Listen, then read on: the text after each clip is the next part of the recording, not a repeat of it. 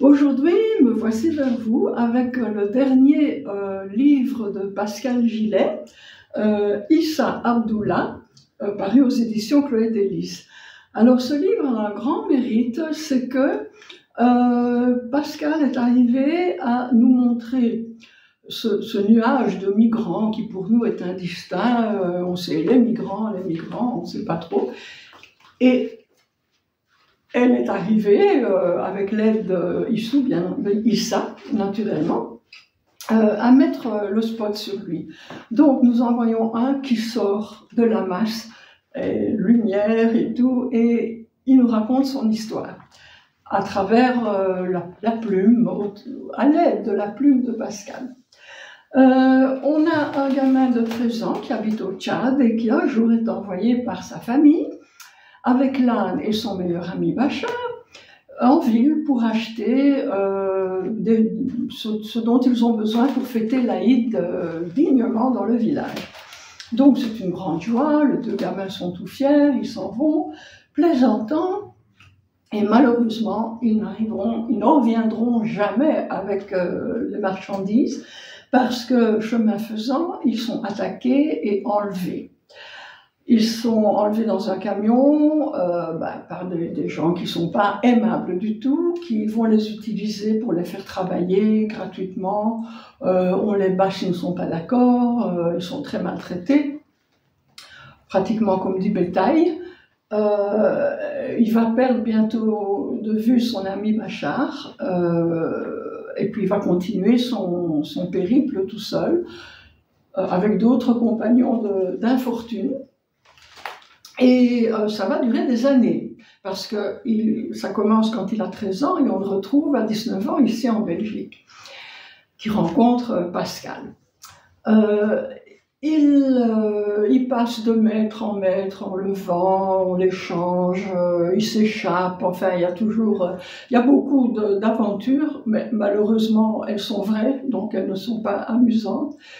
Et finalement il arrive en Italie, où là, sur son chemin, il y a quand même toujours des aides. Il y a toujours des gens qui vont lui donner un petit coup de main, qui ne peuvent pas vraiment le tirer d'affaire, mais qui lui donnent un peu un petit souffle et des trucs et des idées. Et donc, notamment, il arrive à remonter toute l'Italie et puis continuer vers l'Europe plus au nord, en prenant les trains, sans payer, en se cachant où il faut, etc.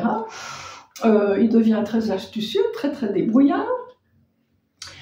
Il se retrouve dans des centres d'accueil, puisqu'il est mineur non accompagné. Certains meilleurs que d'autres, mais en général, il ne se plaint d'aucun. Donc, il est quand même bien reçu, si on veut dire.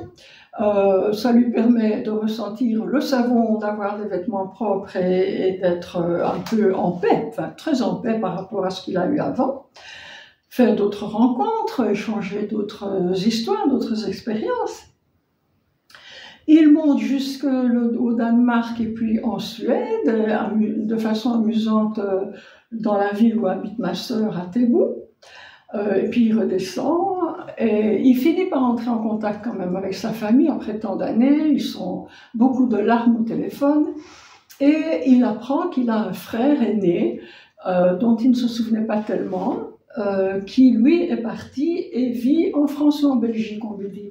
Et donc voilà de nouveau un fil conducteur, une piste à suivre. Il retrouve son frère et là, voilà, pour le moment, il est dans un centre d'accueil en Belgique, dans la région de Liège, où il a rencontré Pascal, qui lui a prêté sa plume comme l'ami Pierrot pour lui permettre de raconter son histoire. Et voilà, j'ai trouvé ça extrêmement touchant, extrêmement intéressant aussi. Voilà, c'est une personne qui sort d'une masse indistincte qu'on appelle les migrants, dont on ne connaît pas les histoires. Voilà, il y a Issa, en a une. Et je vous conseille de la découvrir. Le livre se vend déjà très bien, puisque dans les écoles, beaucoup d'enseignants ont décidé de le faire lire à leurs élèves, parce que ça fait prendre conscience du problème et de allez, de l'unicité de chaque histoire finalement. Hein. Chaque personne est une personne avec son histoire et ses drames. Donc voilà, c'est Issa Abdullah, brève biographie romancée de Pascal Gillet aux éditions Chloé Délices.